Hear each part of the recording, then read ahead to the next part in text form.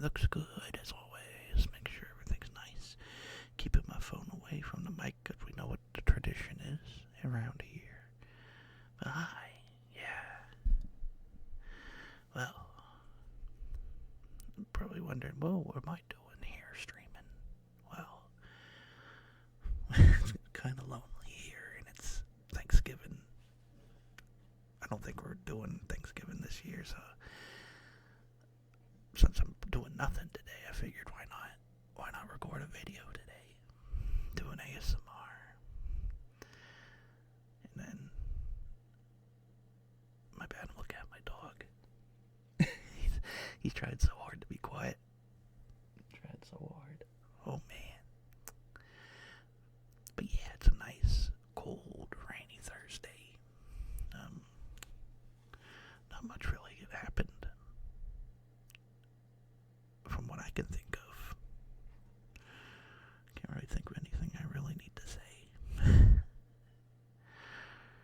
Oh, other than a few things, like I always say at the beginning of these, that I do this live. So, if there's any scuff or whatnot, I apologize in advance. And also, I got a tarot deck now, so if anyone ever pops in and wants a reading, I'll be glad to do one. So yeah. Other than that, I think we're good to go already. Like, I literally, only thing I did was watch other people stream, and I ended up playing a bunch more Warframe again. Yeah, I know. Yeah, not much else. Might go to a friend's tomorrow, maybe, if they come home, but we'll see.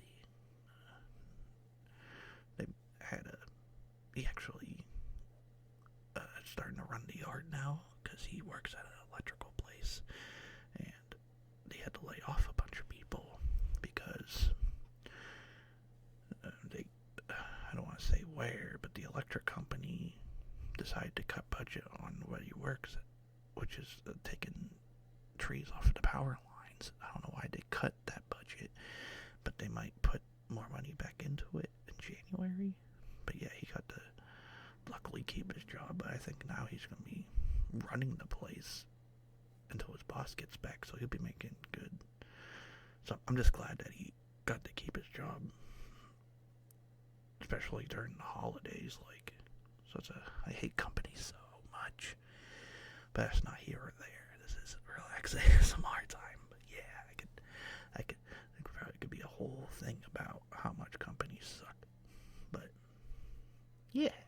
I think that's about it. Decided to dress my girl up back in her Madoka Magica suit for Thanksgiving. There it goes. I was waiting for it. Held it right under my leg, just to be safe. For some reason, it's just such a laggy notification. But yeah. And I already have it opened up. Got my water next to me, the tarot cards, just in case. And I also got everything else ready that I need to get ready. Yeah, and I already can tell because it's been a while since I did one of these, and I can tell there's a bunch of new ones to look into. So yeah, I know it's morning, but if it's night when you're listening to this, hopefully you're nice and relaxed. Hope you're feeling nice and comfy, and I think we can just dive right into this. So let's see here. Oh geez, I actually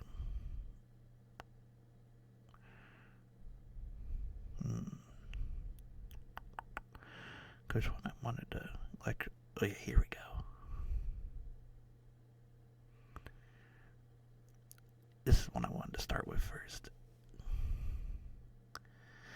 Because the title is called The Lonely Clown, and it's by Glum Range 6754. Why doesn't she remember me? Thought the clown.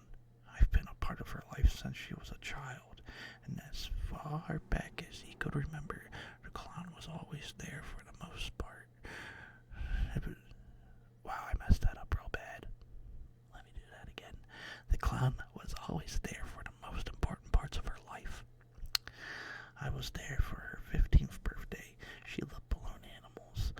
remembered the giraffe was her favorite.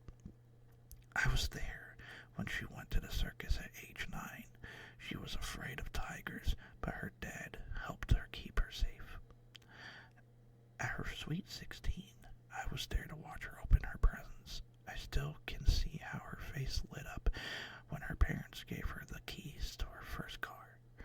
I was there when she went off to college, and now nervous she looked when she started her cross-country trip to get to campus on time. The clown couldn't understand why the girl didn't say goodbye. He's been there for so much of her life. She was as much as part of him as he was a part of her. As the clown thought back through the moments, he began to wonder why she felt like she left his life so suddenly. I was there for her 5th birthday. Maybe she didn't see me hiding in the bushes across the street. I was there when she went to the circus at age 9. Maybe she didn't notice me under the bleachers watching her. I was there when she went off to college. Maybe she didn't notice me climb into the U-Haul trailer at the rest stop. As the clown waited in her dorm room closet, he began to apply his mace makeup. I'll make sure she remembers me this time, he thought to himself. Ooh, right off the bat, we got a stalker story. Well, it's a nice little one to start things off. Yeah. Luckily, I like clowns. I know a lot of people don't like them, though. That'd be a nightmare. Let's see here. Ooh.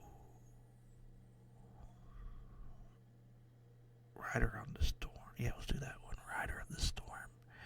And this is by Original Loquat 3788. Reminds me of that one song, Riders of the Storm. Which, yeah. Hurricane season in the Atlantic Basin is from June 1st to November 30th. The 2 rain-soaked cops stood on the headline at Alpauchi Bay.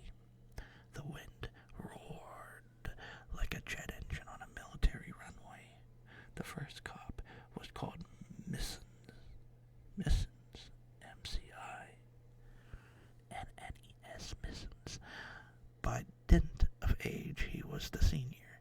However, it was the younger, idealistic cop Greenwood who was the leader. We can't just leave them out there, Greenwood shouted over the canopy. The cop has been checking all the holiday homes at the bay had been cleared out before the Hurricane Mike had made landfall. And that's when they spotted him, a towering figure dressed in black standing alone on the beach. He made his choice, McKinnon's replied, grabbing at his hat as the wind lifted it from his head. Greenwood ignored him and broke off over the sound toward the resolute figure standing in black on the shoreline. Miss Mickens sighed. God dang it.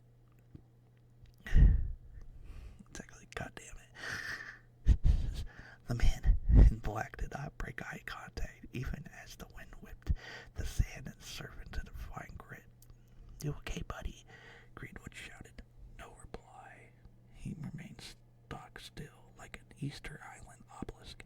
The thing is, you can't be out here. There's a big one coming in, and whatever's not nailed down, including you, will be swept into the Atlantic. Greenwood turned to McKinnon's.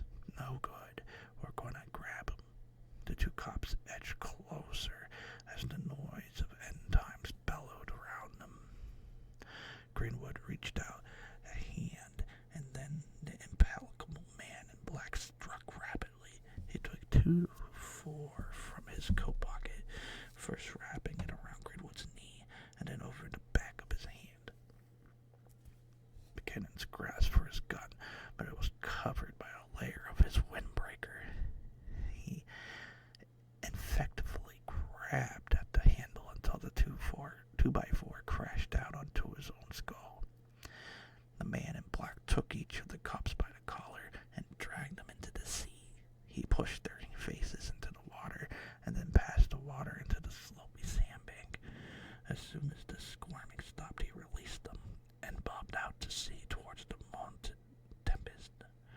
The man sighed contentedly, looking up at the gunmetal gray sky. A fork of lightning gripped through the gloom. Nothing compared to killing during a storm, the inward frenzy matching the outer. It was a pursuit you could give your life over to, a pursuit that was not punished. Nobody invested dead bodies found after the hurricane. They were chalked up to an act of God, and an act of God it was certainly felt like. The old Doors song struck up in his head as he headed inland. This would be the last big one of the year. In North America, he could feel it, but not to worry. Cyclone season in the southwest Indian Basin is from November 1st to May 31st.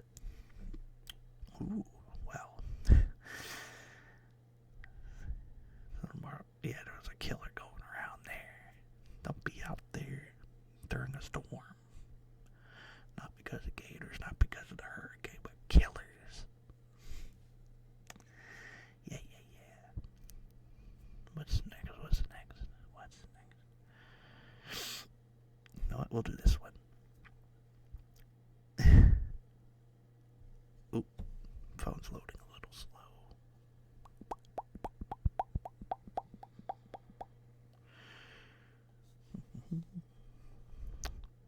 While it's loading, I was thinking about doing maybe sometime in December doing like a humming, singing, like sing along ASMR, where I just go through lyrics of songs. That's something I was thinking about. I might have to do that. There we go. Yeah, I just need a little bit of a kick in the butt. There we go. Ooh, it's a little bit of a lengthy one, but I want to do it because of the name. That's all of upvotes do. This is called Gary. This is by 1001 Nights. Gary was always angry, never physically violent. He was too smart for that, and he had too much to lose, and he lacked any modicum of talent and charisma to channel his rage into a gig as a stand-up comedian or TV personality. But he emitted a constant stream of bile at everyone all the time. Right now, it was directed at the mother of the kid who was on the play date with his kid, Henry, in his place. The mother was late picking up her kid. It was it was supper time. Gary's wife tried to mollify him. "We can't have supper now," she said, laying his hand on his shoulder. "Henry's friend can eat with us and have her interrupt our supper, and that brat is probably allergic to something. He looks like one of those types. Then they'll sue us. That will be fun." The bell rang. Gary was spoiling for a fight, and he raced down the hallway. "I'll get it." It was the mother. She looked stressed but smiled politely at Gary. "I'm so sorry I'm late. Traffic, you know." Gary smiled back. "And I suppose you didn't realize at rush hour. We've been waiting." The woman kept smiling. "Well, I'm here now. Wouldn't you like calling my son?" But Gary wasn't done. How would you feel if your students arrived late in class? Smile. For she was a professor at a local college, and that bothered him. The mother laughed. "I didn't realize this play date was a classroom, and you must be wanting supper. Can you call him, please? Or I could go get him." Gary didn't reply, but blocked the doorway with his arm. The woman craned her neck and called out her son's name. There was no response. The mother looked straight at Gary. She said softly, "Get my son now." Gary smiled. "I just wanted to see how you liked waiting. It's only fair." The mother reached out and lightly put her hand on Gary's chest. "Hey," cried Gary, "take your hand off." He didn't finish.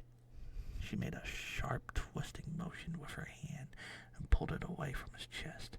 Something black erupted from him. Gary screamed.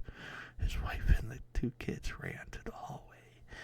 They saw the mother on the doorstep pull out something like a rope of thick, smoky blackness from his chest, twisting it and winding it around her wrist. Gary staggering back, howling. The mother kept pulling and winding the blackness around her wrist and arm.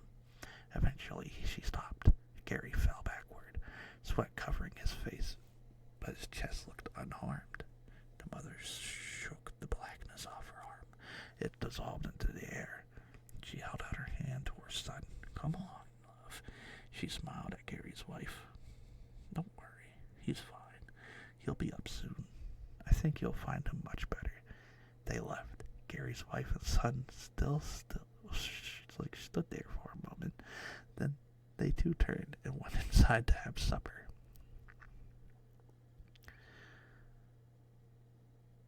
Dang. So I'm guessing, yeah, that was her son. I'm thinking that's what it was. Her son was the weird toxic thing in that guy. I don't know, that was actually pretty wholesome. I was reading the comments. Yeah, this one comment. "What a wholesome twist." Oh, oh, oh. Yeah. Oh. Let's see. Ooh, I might actually take a drink real quick. As always, I got my cup with me. By cup, I mean this metal flask.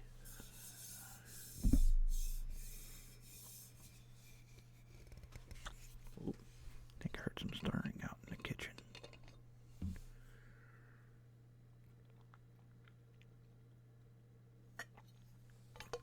Yeah, that's better.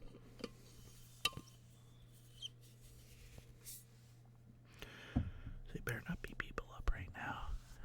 I chose like the right time of day to do this. Oops, apologize for that. God, we got plenty of time still. So, let's see here.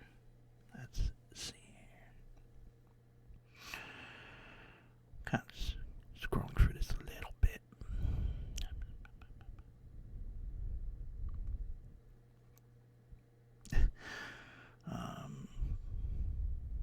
Sure, we'll do this one. I've been killed 13 times now, and this is by S.G. Woodhouse. At 11:42 p.m., the masked man walked into the gas station where I'm working the cash register. He pulls a shotgun at me, asks me to give him the money from the register. I give it to him, and just before leaving, he changes his mind and says, "You know what? I can't even find pleasure in stealing anymore. Let's see if this is more exciting." He shoots me with his shotgun. Bang!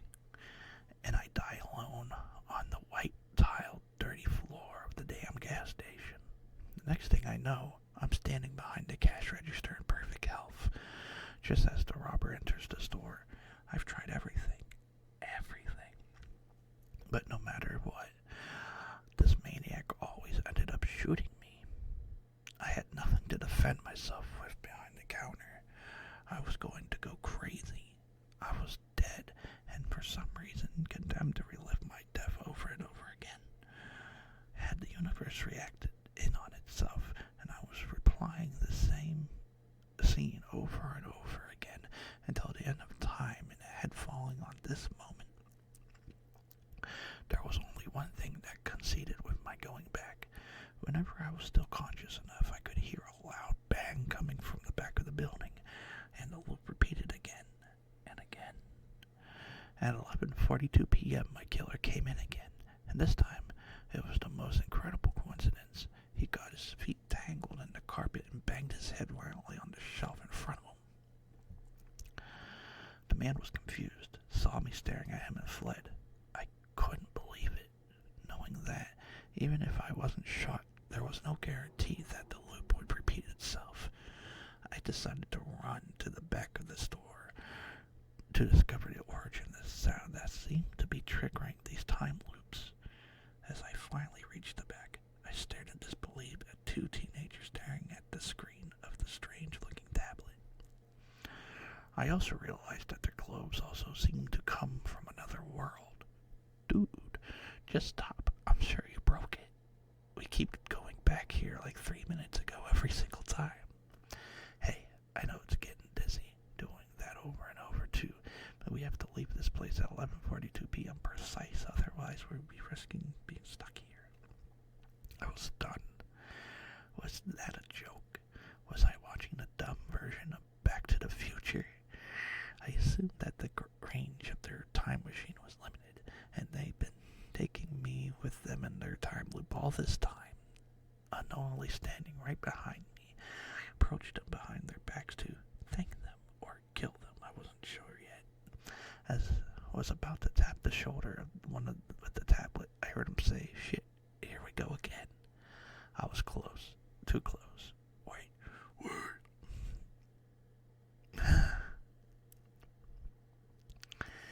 Yeah, that's fun.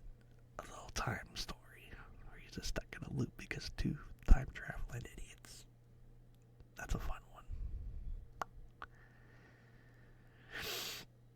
Yeah, let's see. What's next on our adventure? Ooh, here we go. Here's a food-related one. My family hates the food I made, and this is by Feeling Sky 7775. I have been a chef for 15 years. 15 years, you would think my family would adore my intricate dinners. They used to, but now they barely touch it. It only takes them a few bites before they turn their noses and push it away. They've even asked my wife to start making more dinners. I've tried my best to add a greater assortment of flavors. Yesterday it was curry chicken with saffron rice. My daughter Claire despised it. The day before I made herb lamb with the red wine glaze. Lisa, my wife, took one bite and spit it out. Kyle, my son, wouldn't even touch the Tuscan chicken risotto I saved over last week. I'm so desperate for them to eat my food again. But the problem is, they always tell me it's far too sweet. I guess I have to start putting a little less antifreeze in it. That's a short, sweet, to the point story. Yep, gonna probably have to add more antifreeze if you really want to get the job done. Well, great job. Real nice little short story. Ooh, one moment.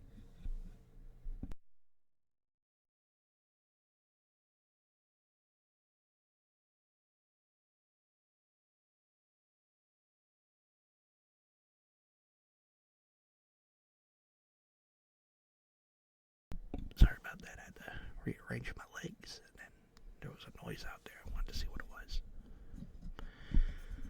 But there we go. Tighten up my mic too a little bit. There we go. All right. That's a lot better, I think. Oop. Sorry about that noise. I don't know. I'm using a Blue Yeti, so the tighteners are kind of okay. It seems like they loosen themselves up, which is nice, but also I guess not nice. It was nice for a little bit. Let's see here. What else? Again, I'm going by the likes on here, just because it lets me know, like, just in case I read a story that's like really like badly inappropriate, let's say. I don't know about that one.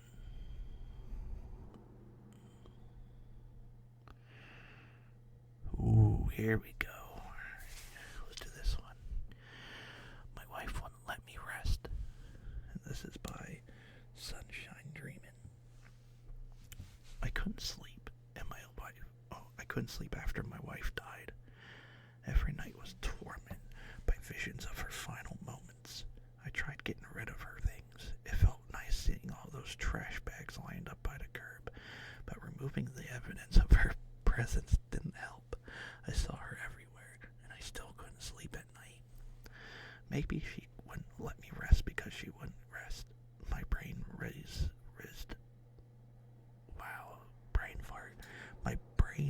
reasoned. Maybe there was something wrong with her resting place. I filled an oversized duffel bag with the parts she still left in the freezer and dragged them into the woods behind our house.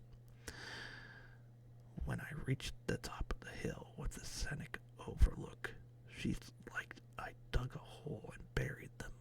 Surely that will make her happy, I muttered to myself as I hiked down.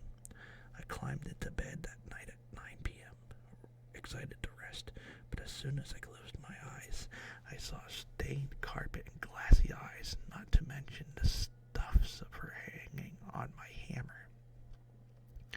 I couldn't stay in the house any longer. How long can a person go without sleep anyway? I had to move out, and I couldn't sell the place. Who knows what inspector might find it? My mind playing for different scenarios before settling on accidental fire. That would show her a ghost with nowhere to haunt. The solution made me feel relieved, as I watched the flames climb higher and higher. I silently prayed for the fat insurance check. That night, I checked the room at the rundown highway motel. I couldn't have cared less about the flickering lights or the faint aroma of cigarettes, not to mention the dingy sheets that deterred me. Finally, I was going to get some sleep. A few minutes later, I heard the key in the lock. "Hello, honey," she said from the doorway. Her beautiful skin had soured into my silky yellow, and large nightcrawler dangled from her eye socket. As she pulled the sheets back and slipped in beside me, I noticed her fingernails were black and broken, probably from crawling in the soil. "Didn't expect you here," I muttered. I guess the house haven't meant much to her either. Well, yeah, I mean, that goes without saying. If you're going to kill your wife, do it right. or better yet, don't kill your wife if she's nice, I guess. Then again, the insurance money. Well, dang.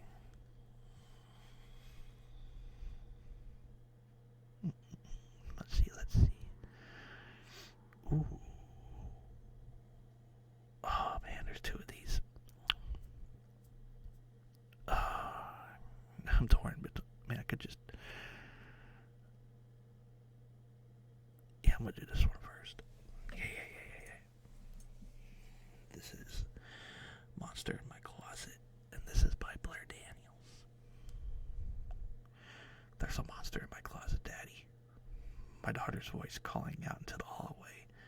I lay down and closed my eyes. Sleepiness washing over me. I listened to my husband, Rob, walk into her room.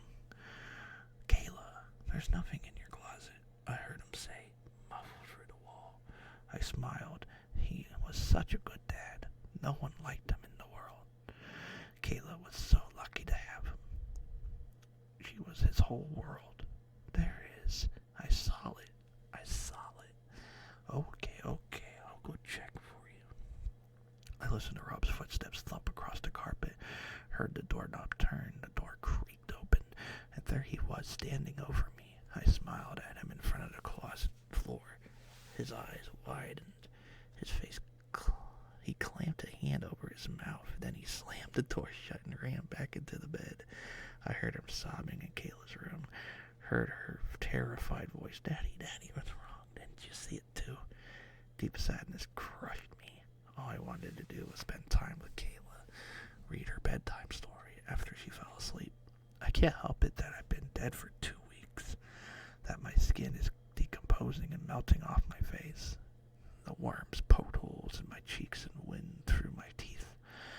When Rob found that spell book to bring me back to life, I don't think he realized I would bring my soul back, but it wouldn't restore my body. Well, that took a turn. That just went from 0 to 100. Yeah. Kind of like the monkey's paw. You can wish for something, but you gotta be careful what you wish for. I guess I'm gonna do this one next. This one has like over 700 likes. It's a little lengthy, but I do want to do it. I keep sniffling. I apologize. It's kind of really cold. Usually I have to leave the door open for it to warm up in here, but I don't want to leave the door open while I'm doing ASMR. But it's fine. I'm do a few more of these, and then we'll close out and talk with everyone. But this is... I'm going to rearrange my back a bit, too. This is My Father Left Me His Treasure Before He Died. And this is by S.G. Woodhouse. Oh, I am so sorry about that. Ooh, I got... Grim VT is following me. Thank you very much. Well, now I know that followers notifications go on my phone, but they won't on my computer. Dang. But yeah, thank you for the follow. Yeah, my father worked in construction, but his real passion was finding treasures in unusual places. See that guy using a metal detector on the beach on Sunday? When you see exactly what my father was like, he would go out on weekends and find the most incredible things, jewels, silver necklaces, and bracelets, some even in gold. But of course, sometimes he'd come back empty-handed and seem almost turned off. Sometimes I could see, or I could even see a hint of anger hidden inside of him. As if to provoke his treasure hunting friends, he had hidden all his finds in a secret place, buried somewhere in a nearby forest. The thrills of thinking that someone else might stumble across it too seems to please him. When my father was diagnosed with cancer, he already had less than 1 month to live. My mother had left us a few years earlier for the same reason. On his hospital bed, barely breathing, he asked me to give him a pen and paper. He drew me something, a kind of map, and I understood that he was showing me where his treasure lay. One last hunt for his only son. The next day, I learned... Oh, okay, I need to turn this phone on mute. That was Etsy. I'm sorry about that. Can't have this, keep doing this. But I'll wait till after the story to do this. The next day, I learned of his death and took his equipment to go to the forest. The forest was immense, and I only found the designated spot just before nightfall. I unfolded the shovel and brought with me a set to work, tears in my eyes as I thought of my father and all those years he spent hoarding his treasure and the pride of inheriting it. I even thought I should pick up where he left off. He'd probably be proud of me following his footsteps. As I pondered this, I felt something hard underneath the shovel. A bright brown wooden box protruded from the ground. I got down to my knees and held the lamp in my mouth to light up the night. When I opened it, my eyes widened in surprise. There was a lot more than I'd imagined. Literally kilos of gold, silver in all shapes and sizes, even cash in bundles. I looked at the chest out of the hole, telling myself to come back for it later as a souvenir. As I looked back at the hole, I saw something strange. A weird white shape seemed to reflect the light of my torch. I bent down to clean the dirt off of it. What I discovered made my blood run cold. When the police finished digging up the last skeleton, they told me they found another 30 in total. I was in disbelief. A few days later, I learned from them that many of these skeletons belong to people who have been missing for years. I absolutely couldn't sell my father's treasures. I instead gave them to the police so they could be returned to the families. One thing was for certain, though. I definitely wouldn't be following in my father's footsteps after all. Well... That's something, ain't it? Then on the other hand, I mean, imagine all that money. I mean, obviously it's a nice thing to do, but also it's been like 30 years. I don't know. It made it sound like I was really good. But also that's not very good though. I don't know. You can leave your thoughts in the comments on that. Would you take the treasure or turn it into the police?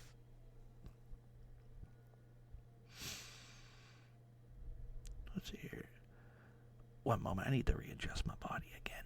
It's getting like I'm sitting in a certain way and it's not very comfy.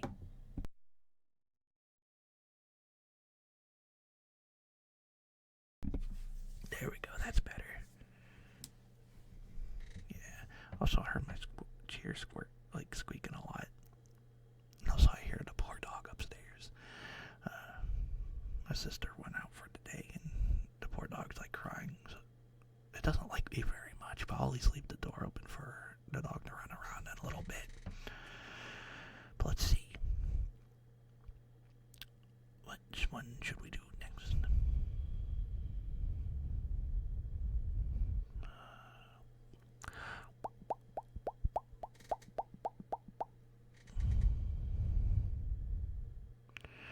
Like some of these titles are wild. That's why I'm looking through a lot of these. Because some of them are like really professional, but then some of them are like dead cat.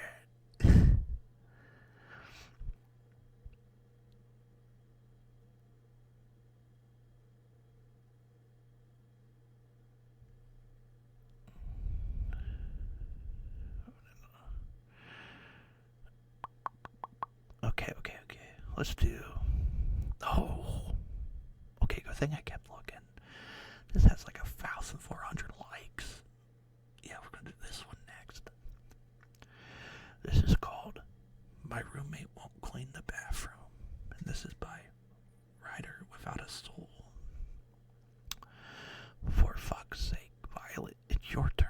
I pointed to the schedule. I swear to God. I think they mean swear. I swear to God, I thought living with another girl would be neat and fun, but you... I trailed off. The truth was that Violet was a terrible roommate. Ever since she moved in, our kitchen had been a bloody mess. The bathroom was worse, and she refused to do fun activities with me. She preferred looking herself into the dark room all day. Honestly, I think I have never seen her out of the daylight. The weirdest thing was that she insisted on covering up all the mirrors in the house. I mean, I kind of got it. The bathroom mirror is right across the tub, so every time you take a shower, you see your naked body. And all I know is this isn't a woke of a girl to say or whatever, but Violet looked like shit. Her dark hair was messy and unkempt, her skin so pale that I couldn't see the veins underneath it, and she had a giant dark circles under her eyes. To be fair, I have no idea how being ugly feels like, so I played nice and followed her ridiculous rules. But her scoff as I asked her to do to a perfectly normal thing was the last straw. You are so fucking useless, I exclaimed. I swear I would rather be dead than invite some asshole like you into my room ever again. Fine, Violet hissed. I stepped back when she looked at her mouth, her teeth. She got off of the bed and snatched the cleaning tools out of my hands. All of it, I insisted. Take the drapes off the mirror for 5 seconds. It won't kill you. The bathroom door slammed shut. I heard the lock snap in, and Violet cleaned long. Come on, I yelled in the evening. Violet, for fuck's sake, stop sulking. I need to pee. No answer. And the worst thing is, she didn't even clean right. After a few days, it started to sink. So I informed the police and they kicked the door in. My roommate had made a terrible mess again. At least the coroner cleaned it up. I do feel kind of bad though. Maybe I should have said something. Her unbleached teeth, the shitty hair, the isolation. Apparently those were signs. Now I'm in a bit of an uncomfortable position sitting across her sobbing mother. I saw this coming, she cries. I begged her not to move out, but she just couldn't be in the house. Even ever since her twin sister died, she hadn't been the same. What was that story?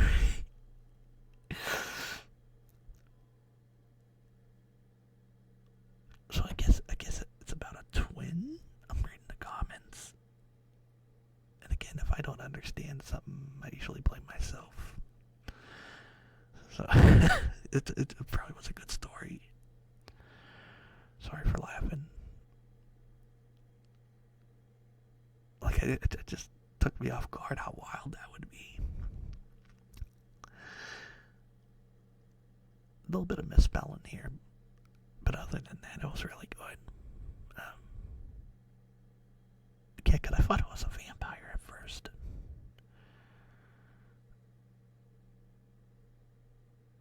Okay, so there was a vampire misdirection. I see.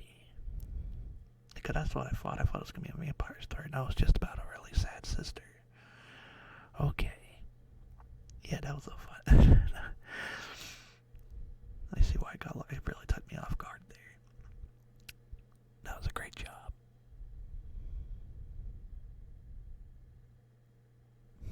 Alright, let's do this one next. Or maybe not.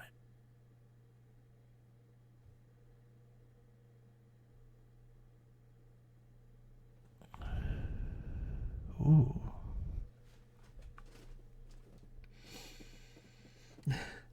Oh, my boy's trying to be so quiet. I see him in the corner of my eye. He wants to look out the window. He was tiptoeing. Poor Chico. Yeah, there he goes. Alright, so this is A Happy Family Goes into the Woods. And this is by All Dream, No Drive. Ted and his family, running on fumes, pulled into the old filling station in the inside. Oh, I'm sorry about that. Let me do that again. Ted and his family, running on fumes, pulled into the old filling station on the side of the dirt road. A tall hillbilly in saggy overalls stood by two corroded gas pumps, reading. The rusted sign behind him read "Full Service." Eyeing the man, Ted tossed his hunting knife up and dashed at a warning. "Keep the doors locked," he told his wife and daughter before rolling down the windows. The hillbilly leaned over and whistled. "Mighty fine automobile," he said, grinning yellow. His teeth reeked of rotten tobacco. "Gonna fill her up?" "Yep," Ted said. "Okie-dokie. Name's Clyde." Ted popped the cap. "Thanks." The station building was little more than a dusty windowed shack an Appalachian woodland seemed eager to reclaim. Nailed to the exterior was an eerie variety of license plates: Virginia, New York, Kentucky, Georgia. On the porch was hillbillies rocked in the rickety chairs. A big fella got up and ducked inside. The rusted pump nozzle scraped into the car. "Sure is pretty," Clyde said. "Sorry, your daughter. How old?" Ted glanced at the rear mirror. In the back seat, his daughter was doing her best to avoid eye contact. "She's 11. Clyde spat a brown glob into the dirt and grinned. "Reckon she'll grow into a real beautiful woman." The mechanical counter on the pump couldn't go fast enough. Out here, even the machine was stuck in history. No respect for the passage of time. 40, 41, 42. Ted flinched as the torrent of soapy water splashed across the windshield. It was a big hillbilly from the porch who set down the bucket and began scrubbing the glass, working the rag in circular strokes. He peered into the car and gave a gummy, cross-eyed smile. "Don't mind Lonnie," said Clyde. "Good lad, hard worker. Besides, your window's got skeeter goods all over. Ain't that right, Lonnie?" He hawed and squeaked. What? Squeeged. Susqueweed, enthusiastically. "Don't get many outsiders," Clyde continued. He pointed towards the back of the station wagon, stuffed with the baggage and lumpy blue tarp. "Y'all coming?" "Staying at a friend's cabin." "Y'all don't say. Well, that'll be 62.45. Ted handed him cash. "Keep the change." "Much appreciated. Y'all take care now. Folk will miss around these parts." got sometimes. Don't let the little one stray too far. Won't let her out of my sight, Ted said.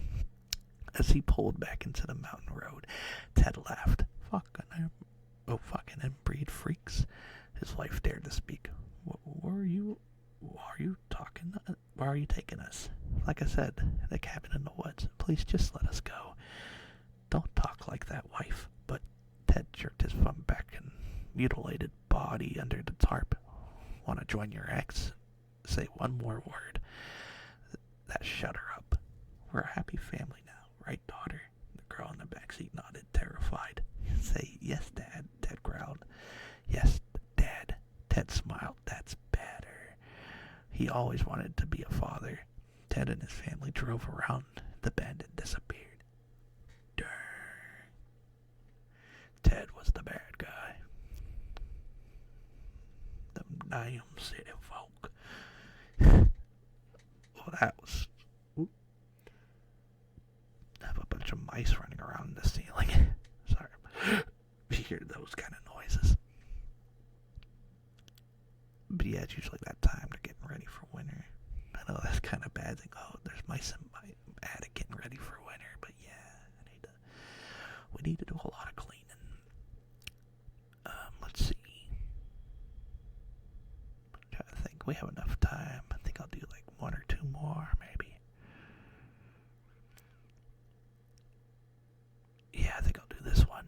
And then we'll do a little wrap up and talk to you all. But this is today. My little sister woke up missing her eyes. And this is by Kazuyagi. All the tests showed up abnormally, except for her skull x-ray missing her eye sockets. The doctors were speechless. Iris adjusted to her new life slowly. She took a break from school. Actually, she was always strange prior to this incident. First, she's 10, but could only speak no more than 2 words per sentence. Isaac, hungry. She never showed emotions. I thought she would stop drawing flowers on everything after the incident. They just got more squiggly. One day she drew something different. No more flowers, but eyes on desks, walls, eyes everywhere. Cleaning them every day got tiring. Eventually, Mom tried to make her draw only in paper. Iris threw a tantrum. She mentioned seeing with those eyes. I suspected. She began to repeat. Mom fell. I didn't understand at first. Then she drew lots of eyes, mostly at the stairs. Mom fell.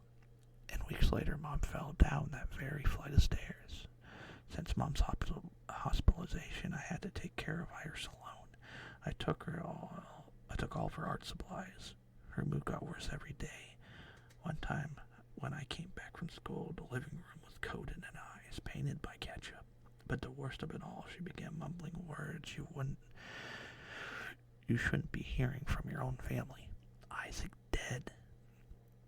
I was reaching the limit with this girl. I planned to wait until Mom came back right now. I would let her say whatever she wanted. One night, I bought a lamp, a UV lamp specifically, for a party next week. These kind of lamps reveal stains on your walls. I regretted my curiosity. My eyes covered every single square inch of my house, written by some sort of invincible ink. Iris, damn you. Then she was there, shrouded in darkness. A UV pen, She stepped in the living room. The black light shone on her, revealing eyes, dozens of them, drawn all over her body. They shimmered, especially the large one in her forehead. Isaac dead. Isaac dead. Isaac dead. She sprinted onto me, screaming, running across hundreds of glowing eyes in the room, pushed me over the couch. I tried to run, but she grabbed my ankle. I fell. Isaac dead. Isaac dead. You monster, let me go. I looked at her. The eyes of her was bright and brighter, and then the whole room was lit, following by a loud bang. Iris still pushed me down. I turned my head. Half of the living room was destroyed. As the dust cleared out, something large in the middle of the room. It was a truck. Crashed in through the front door right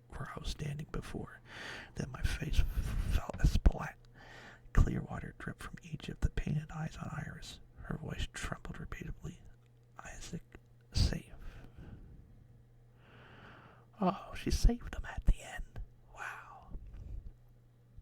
That was so cute. That was a nice little ending. I like that. But yeah, that's a good one to end it on. Because right now I'm starting to get really cold. And also, I'm kind of getting really hungry. I know I'm not celebrating Thanksgiving today, so I want to at least make something good to eat. Maybe go play more games or something. I don't know. But yeah, I just figured I'd record a little ASMR today. And then people can listen to it later after they're done eating or enjoying their holidays. But yeah, it's been a good morning. And I guess if I'm thankful for everyone that comes in and says hi, that comes in and watches. Very thankful. Oops, one moment.